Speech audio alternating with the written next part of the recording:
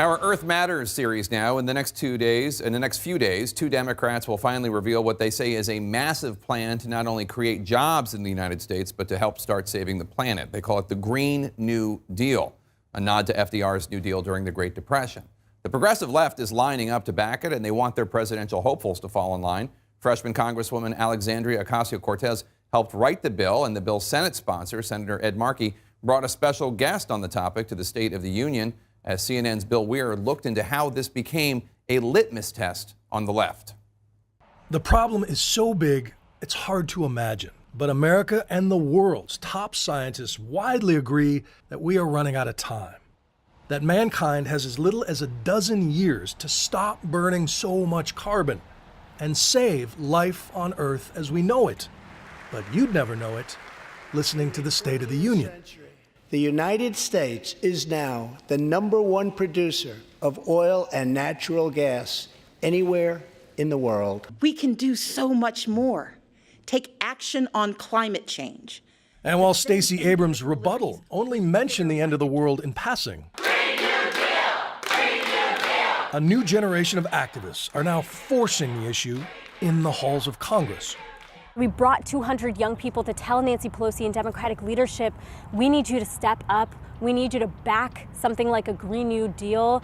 We gotta rise up. They call themselves the Sunrise Movement. And after dozens were arrested for occupying the offices of top Democrats, dozens of top Democrats are now singing their song. I support a Green New Deal. And when one of the Sunrise founders came back to Capitol Hill, instead of calling police, Senator Ed Markey gave her a ticket to the State of the Union. And he is drafting a Green New Deal resolution with Representative Alexandria Ocasio-Cortez. And how specific are we getting? Is there a moratorium on oil and gas? Is there a conservation corps that you're going to pay to plant trees? What are we talking about? We haven't announced the specifics of it yet, but it does set a high goal for 100% deployment of non-greenhouse gas emitting sources into our atmosphere. By 2030? Again, we're going to announce at the right time what it is. This nation is asking for action, and action now.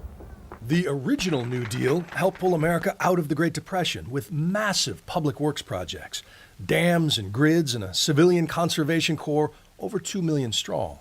But it also set up the modern welfare state. And so the Sunrisers are demanding not just clean power, but Medicare for all, resettlement funds, and climate-related jobs for the neediest population. And so more than anything, I'm actually feeling heartened in this moment.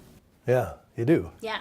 You know, you're going to look out on that floor of lawmakers and think, oh no, if we have to wait for them to agree on something, we're doomed? Probably, but we're not waiting on them. And we are actually building a movement that is going to be powerful enough to make something like a Green New Deal a political inevitability in this country.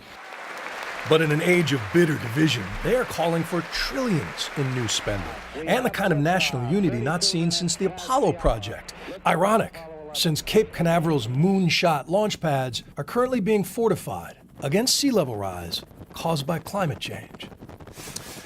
10 years ago, President Obama threw about $90 billion into sort of a mini Green New Deal as part of that big stimulus bailout plan. Jake, you'll remember Republicans like to point out Solyndra, the solar company that went belly up as a result, but Democrats point to all the successes, huge advances in efficiency and batteries and jobs and clean energy. Now, how do you scale that up on a grander scale is the question.